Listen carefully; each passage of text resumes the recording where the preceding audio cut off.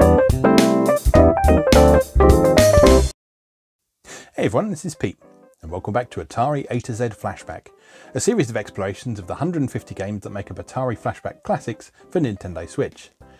Now, after last week's debacle with SwordQuest WaterWorld, I've not been relishing the opportunity to do this, but this is the last of the 3 SwordQuest games that came out.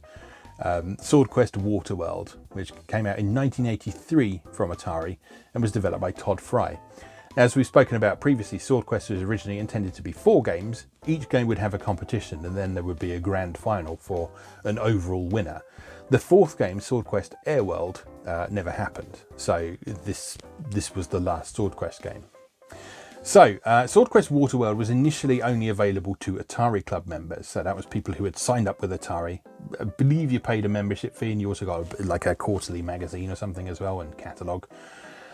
The contest for SwordQuest WaterWorld was supposed to result in the winner receiving the Crown of Life, which was a solid gold crown decorated with diamonds, rubies, sapphires and aquamarines. Now, the reason SwordQuest never came to complete fruition is that Atari was suffering financially at the time due to a combination of the 1983 video game crash and also some legal issues surrounding the former CEO Ray Cathar's insider trading. So they were having real trouble at the time. So the SwordQuest project as a whole was cancelled during development of SwordQuest WaterWorld. To date, there hasn't even really been a prototype of that surface, so they must have really sort of just got started with it. But WaterWorld had already been released when this happened, and the contest had been advertised, so Atari's lawyers required them to continue the contest. And the game being limited to Atari Club members was intended to manage the number of entrants and keep it to a more manageable minimum, basically. During all this as well, Atari was sold to Jack Trammell, and he conducted an extensive review of what Atari was up to at the time. And this, for many people, is sort of the beginning of the downfall of traditional Atari, because Trammell took so long about this review process, and he completely failed to take into account some of Atari's past successes, like the Atari 2600, that Atari just ended up being left behind. The most notorious story about this is how the Atari 7800 was originally supposed to come out in 1984, but ended up coming out way later, far too late to be competitive with anything else that was around at the time. And yes, as you might expect, this whole review process caused considerable problems with the SwordQuest contest as well. Now, most entrants to the SwordQuest WaterWorld contest were told that they did not qualify for the final, even if they had. But given that Atari was legally required to follow through on some sort of contest, some of them were secretly invited to the final round, at least according to Atari historian Kurt Vendel anyway. Supposedly the crown was actually awarded to a person, although unlike Earthworld and Fireworld, their name has been kept anonymous over the years for legal requirements, so no one knows where that crown ended up. And because the final round of SwordQuest, after all 4 games had been released, could not be held, all of the WaterWorld finalists were awarded $2,000 each, and Stephen Bell and Michael Rideout, who had won Earthworld and Fireworld respectively, each got $15,000 and a free Atari 7800 as compensation prizes. So not quite the shiny objects that they had before, but I'm sure they weren't going to complain at $15,000 in 1983. So the fate of the original prizes for SwordQuest WaterWorld and the competition as a whole. So SwordQuest WaterWorld was supposed to award the Philosopher's Stone, and then the competition as a whole was supposed to have this lovely jewelled sword. The fate of those prizes is not known to this date, and some Atari employees claimed that they'd seen the SwordQuest sword over Jack Trammell's mantelpiece, but others have also said that this was a Trammell family heirloom rather than the SwordQuest sword, so no one really knows, and in all likelihood those prizes would have been returned to the Franklin Mint who produced them, who would have probably just melted them down for their raw components again. But anyway, we've been putting it off for long enough. Now we've got to do it. We've got to finish the Sword Quest. Let's go play SwordQuest WaterWorld. Okay, here we are once again with Atari Flashback Classics, and finally the end of the SwordQuest saga. Thank God. So we're going to be looking at SwordQuest WaterWorld today, which, as I said in the intro, was only originally available to Atari Club members. So not that many people played this back in the day. And this is quite a sought-after game for collectors these days because there weren't many copies out there in the first place. As we know very well, though, that doesn't necessarily mean that it's a particularly good game. However, I have heard from people who are already in the know about this series that this is probably the best of the SwordQuest games. So I'm not expecting a ton from this, but I am maybe expecting a little bit more than we had with SwordQuest WaterWorld, which was just a disaster of a video game. It really was. Anyway, let's take a look at the manual. Win the $25,000 jeweled crown SwordQuest WaterWorld TM. Game objective. WaterWorld is the third in a series of 4 individual contests comprising the Atari SwordQuest Challenge. The ultimate objective in the WaterWorld contest is the jeweled crown, made at a cost of $25,000. To win that crown, you will have to pass certain tests of dexterity and cleverness, in both the video game and the accompanying comic book. Your goal in the WaterWorld game cartridge is to discover the 7 numerical clues that will refer you to the appropriate page and frame number of the accompanying comic book. There you must look artfully for word clues to send to Atari on the enclosed SwordQuest Challenge entry form. Not all of the numerical clues are valid. 3 are decoys. A careful poetic reading of the comic book is required in order to obtain information that will be helpful in selecting the valid word clue answers from the false ones. This little preamble here is actually quite interesting because the previous 2 games, they almost seemed like they were trying to make it look as if these games had value beyond the competition, whereas in this one they're pretty upfront about the fact that this is part of a competition and that's pretty much all it is. So that's quite interesting, I think. WaterWorld is primarily a puzzle, blah blah blah blah blah. Now, one notable difference in this one that to a lot of people makes this a lot better than SwordQuest, Earthworld and Fireworld is, you'll see that in the right column. Each room needs a unique set of 7 objects to trigger a clue. If you correctly place at least 4 of the 7 objects designated for a specific room, a numerical clue will momentarily be revealed. So, this is much easier to work out logically because because you just have to go through groups of 4 basically. So you put 4 objects in a room. If that doesn't bring up a clue, then you gradually replace each one with something else and see if that's the correct combination. So it still takes quite a while and it's still primarily based on trial and error, but since you know the pattern in the first place, which is not something you knew in the previous games, you can work it out. You've got a bit of a starting point to work from rather than just flying completely blind as you were in the previous 2 at least. Also, you'll notice in the bottom paragraph, in each of the 7 rooms, interrelationships between the objects and the rooms will be displayed as hints at the bottom of the screen. Writing down these interrelationships and interpreting the resulting information is an essential prerequisite to successful gameplay in a puzzle like WaterWorld. So there are in-game clues in this one as well, clues for the puzzle as well as clues for the competition. So yeah, this is immediately sounding much more player friendly than the previous 2 games. I'm still expecting a complete disaster of a video game, but we'll see, I guess. So once again, that's not a helpful scan, is it? Anyway, there are 3 mini-games in this one that crop up every so often. If you fail a mini-game in this one, then you can still go into the room that it's guarding. You just can't see all of the objects that are in that room. So if you're having a bit of trouble with dexterity, you can still make some progress, but you just can't get all the way through the game. Anyway, let's get this over with. Let's see what we're looking at. Alright, we begin with swimming through a whole bunch of sharks in an oddly silent sequence, but one which is actually scrolling quite nice and smoothly. SwordQuest! That means I've failed. If it says SwordQuest, then it means you've failed. Or is this just a... I think this is just an attract mode, actually. Let me just reset the whole thing. Right, power. Game reset. There we go. That is just an attract mode. There we go. That's why there was no sound. So in this one, as you might expect, you have to creep across the screen and make your way to the other side. Alright, so in this room, the top left icon, just here, this is the room number. This is your pouch, and these are the items that are in the room. So the Shoes of Stealth, and that's the shield, I think. So if we hop into the pouch by pressing the fire button on it, that then takes you down to the menu at the bottom of the screen. We've got no objects in there at the moment. If we did have any objects, then we'd be able to drop them from there. Okay, so I guess we go down from here. Then we have another mini game.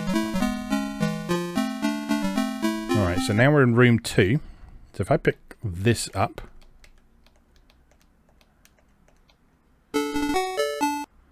Alright, so that goes with the crown and the candle.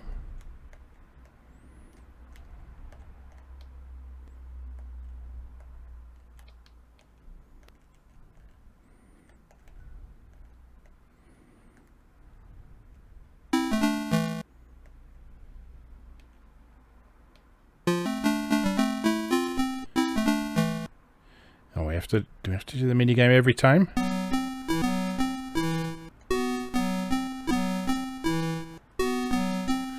Oh, I'm not liking this one.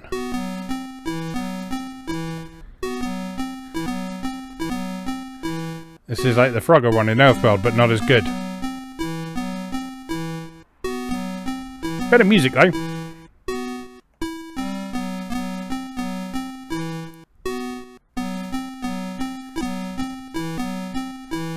So, you know, there's obviously been some progress made. There's obviously been some progress made with this game.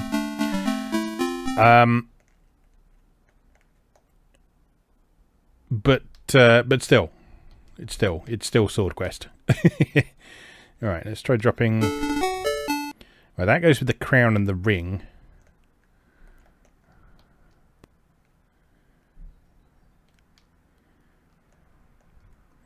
So that means the amulet and the whatever that is go together. Torch. Nothing in this room.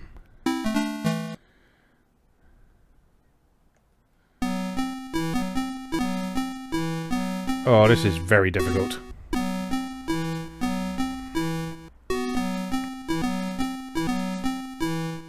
Absolutely no margin for error in this one either.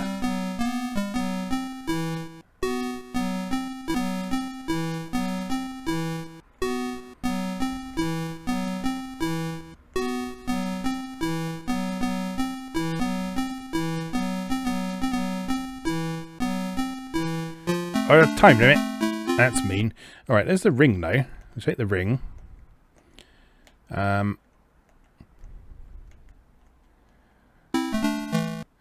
Fishy fish again.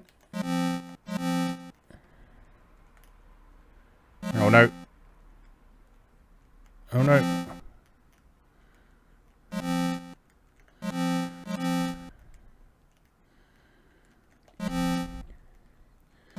Oh god. The annoying thing is that these fish aren't random, they're just wrapping around in the same sequence each time, so you can actually sort of plan your route accordingly. Right, no crown in there. Let's keep going. There's a crown. Give me that. Where's the... Good! Make the walls the same colour as the floor, why don't you? That seems like an excellent idea.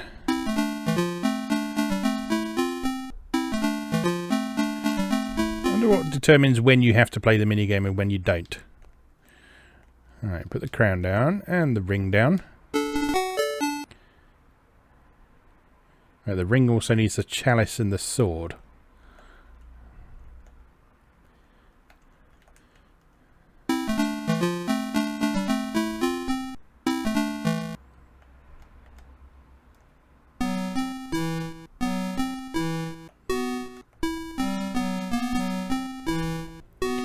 Yeah, not a fan of this minigame.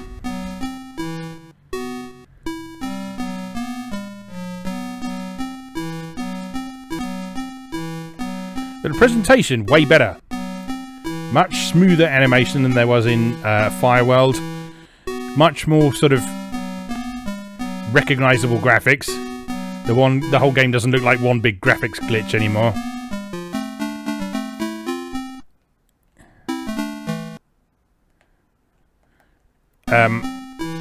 But the gameplay is still a bit crap.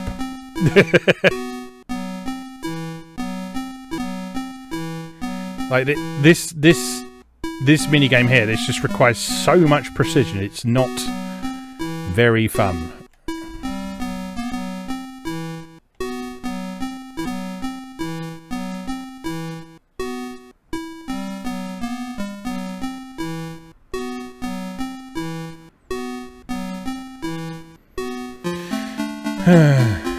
Right. I forgot what I was doing. I was going to do something clever, but I can't remember what it was. We were looking for the chalice, weren't we?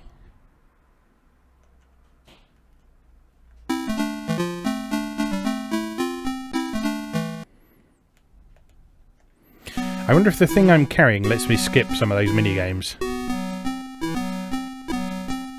That's entirely possible, because that tends to be how SwordQuest works.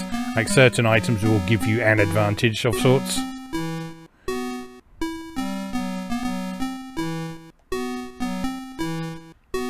Oh.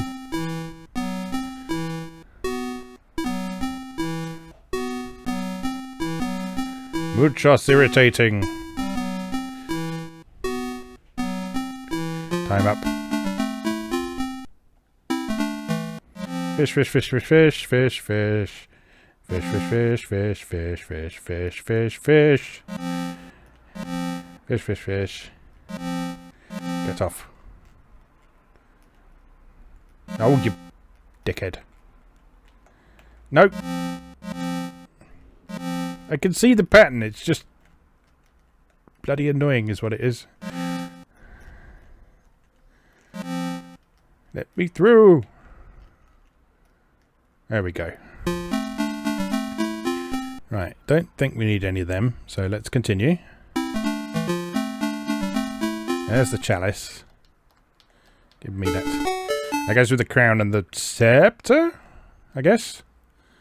We'll take the talisman of passage as well.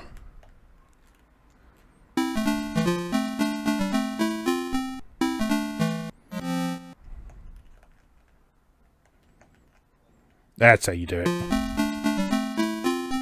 Or was it that ring? That one goes with the amulet and the little ring. Okay. Oh no.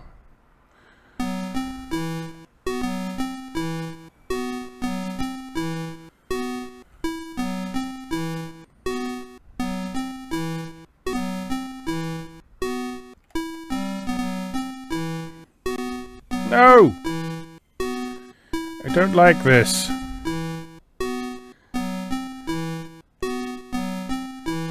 Oh, I've done it. There is a pattern to this. There's a pattern to this, a distinct rhythm that you need to follow, otherwise you won't... You just won't get it. Alright, so I'm gonna drop the chalice. And then I'm going to pick up some stuff that shouldn't be in here. So I'm going to pick up... That one should be here with the chalice and the sword. Okay. So I'll put that one back down. And pick that up. And that up. And that up. Anything?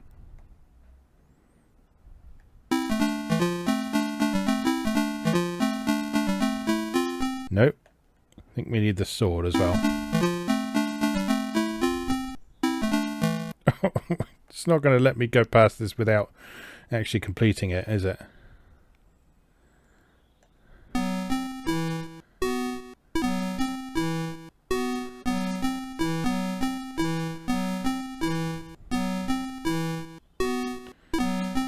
I understand the rhythm of some of these now. That was good. You've got to go straight up those next two. So across this one, let that wrap round, go onto that one, let the other one wrap round, go onto that one, then straight up, straight up. Timed properly, of course. Nope. Nope, nope, nope.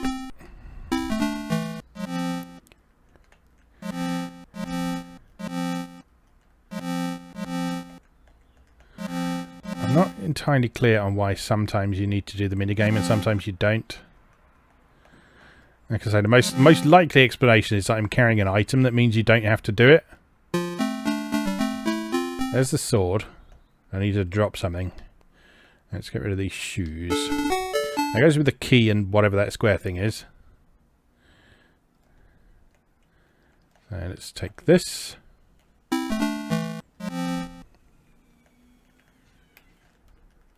Oops. Collision detection in this minigame's a bit dodgy, is the problem. Oh no, don't make me do the ice flows again. Right, third one. Wrap this round. Straight into that one. No! God fucking damn it. What?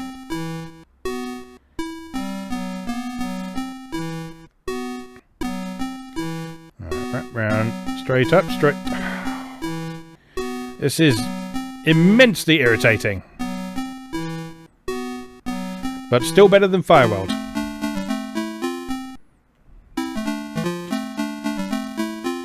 Right. Let me put the sword down.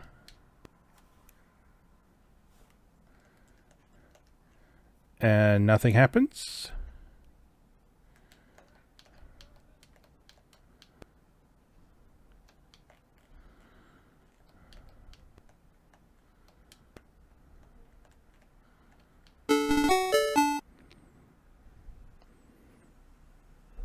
Right. So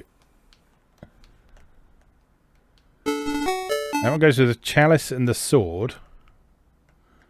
In here, presumably. Do the hints apply to your current room? Crown and ring.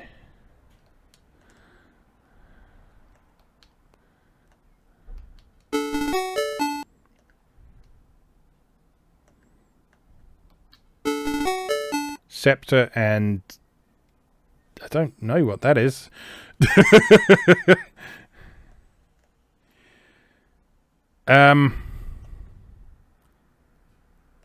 Okay.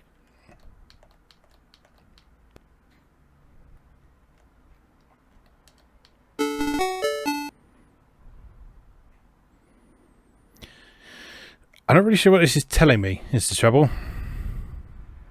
So we've got 4 items in here. Crown, ring, scepter, sword.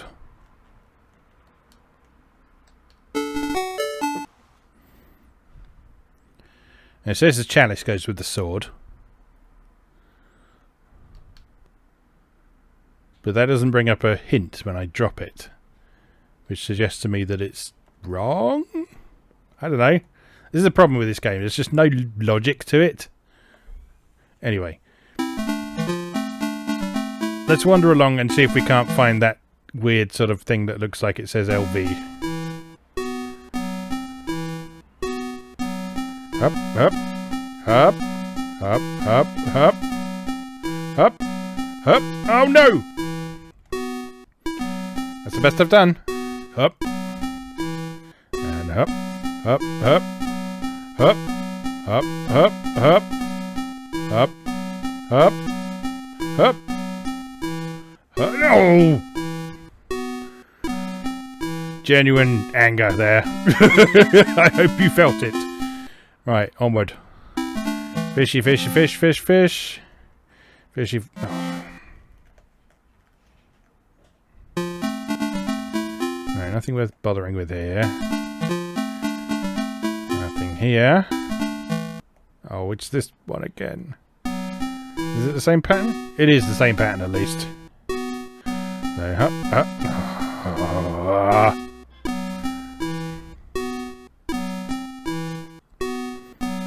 Up, up, up, up, up, up, up, up, up, up, up. No! Oh, you.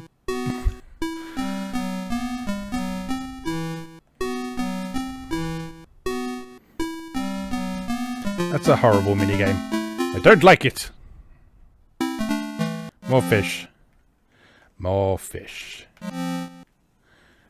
Endless fish. I know they're sharks. I just like saying fish. And there's nothing in here, is there? Oh. Some of those hints were telling you the room number. Some of those hints were telling you the room number. Not an object that looks like LV at all. It's room number 4.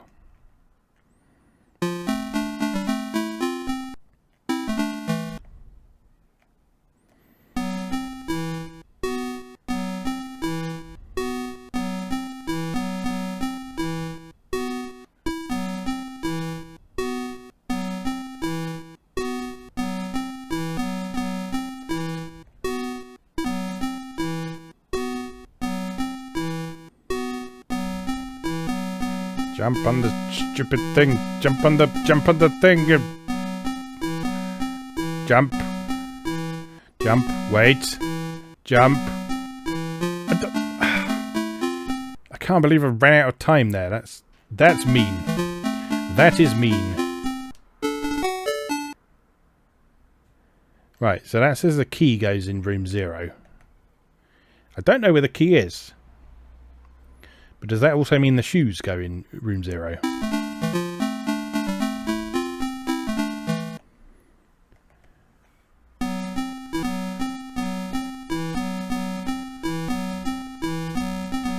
Oh no! That was going so well. I wasn't getting angry or anything.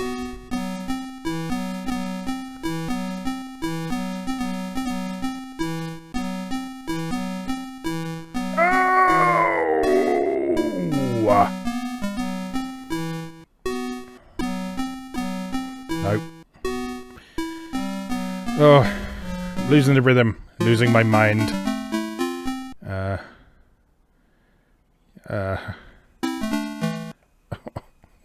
Don't make me do it again.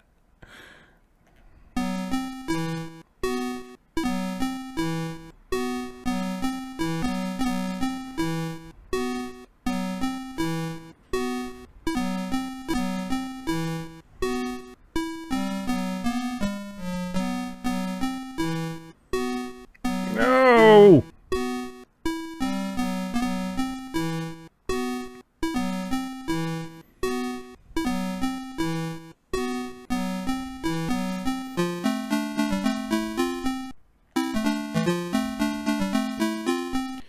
Right, there was one of the objects that showed... Right, so we know that goes in room 0. Crown goes with the throne.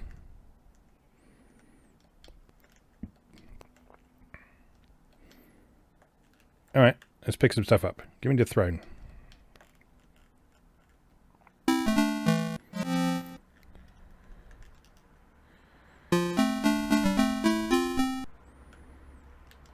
Does this give us anything? Sword and the talisman.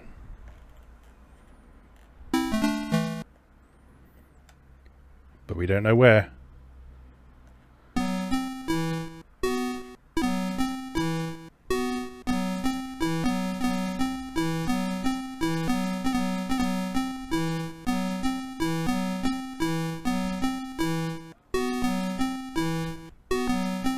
I did it! I did it! And there's actually nothing in this room. Oh dear. Oh, I've seen this one for a little while. But that one's nice and easy at least. Okay, so throne in here.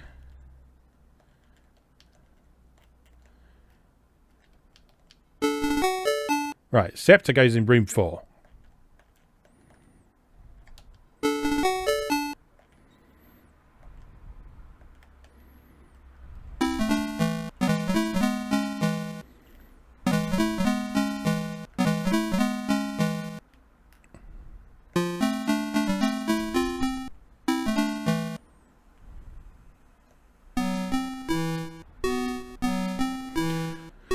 Oh.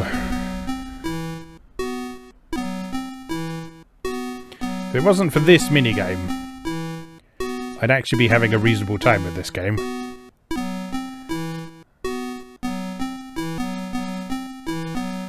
But this specific minigame is just so irritating.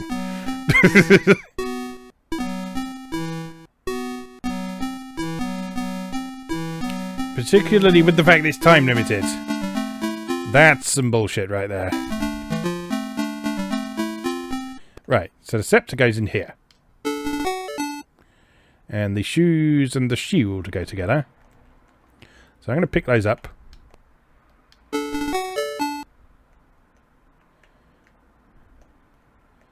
And pick some other stuff up as well. Crown and the throne. Crown, throne, scepter,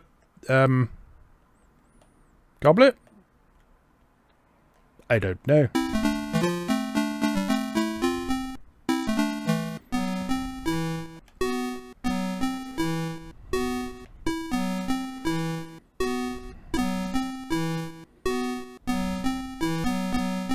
What I really need to do is find the item that lets you bypass this minigame. Because I've evidently found the ones that let you bypass the other two at some point. But not this one.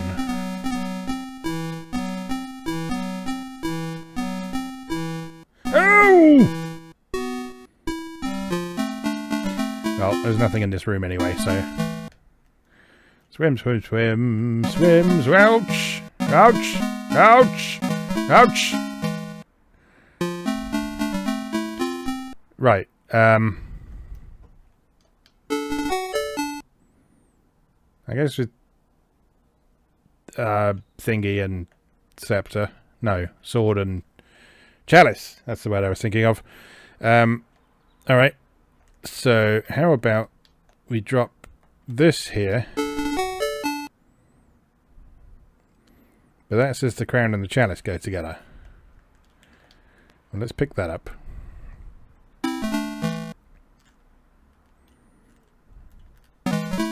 Stop it. Stop it. Stop it. Stop it. Stop it. Thank you.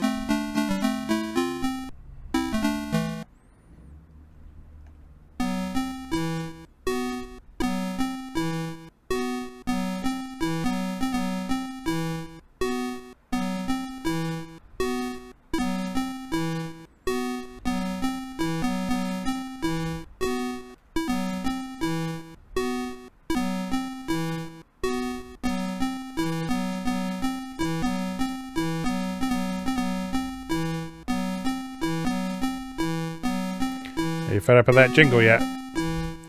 Because I am. Oh, I can't believe. Oh, bloody out of time again.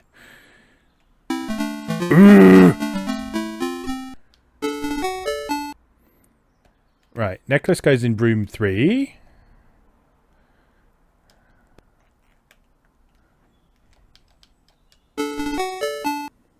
Ring goes with sword. Little ring goes with sword, I mean. Okay. So we pick up the stuff that theoretically doesn't belong in here.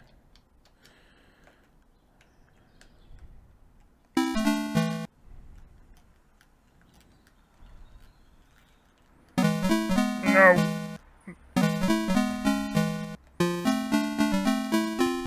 Alright, drop some stuff. Drop this, and this, and this, and this. Okay. Where's the door?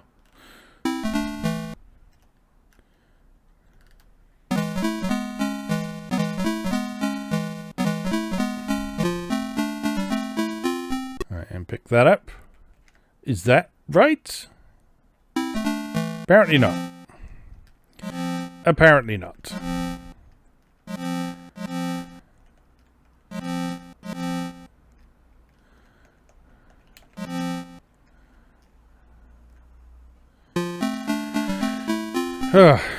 Right. Okay, we've spent half an hour on that. And I've not been taking notes, and I probably should have been if I wanted to actually solve this, which I'm not too bothered about. But one thing that is clear from this is that they learned a few lessons from the previous two. This game makes much more sense than the other two, and it's just a simple addition of those little hints in there that gives you something to work on, something to work with. Because the problem with Earthworld and Fireworld is that you are flying so blind all the way through. Stop clawing my chair, please, Patty. You're flying so blind on what you're supposed to be doing in those games that they're just not enjoyable at all. Whereas in this, I can already feel myself getting kind of drawn into trying to work things out for myself, which makes this infinitely better than the first two games. It's still not a great game, no, and there's really very little point in playing it these days, aside from just the satisfaction of saying, oh, I've beaten SwordQuest WaterWorld, if anyone cares. Shush. But anyway, this... I think my cat would like dinner. But anyway, this is the best of the SwordQuest games. And if that isn't damning something with faint praise, then I don't know what is. Anyway, I think we'll leave that there for today. If you're interested in trying this for yourself, then by all means try and solve the puzzle for yourself. Although there's probably walkthroughs online you can just refer to if you really want to see what happens. But anyway, yes, SwordQuest WaterWorld, a very rare game for Atari 2600 if you want to collect its original cartridge version. So if you do want to add it to your collection, expect to pay through the nose for it, unless you pick up a copy of Atari Flashback Classics, of course. Alright then, as always, thank you very much for watching, and I'll see you again next time.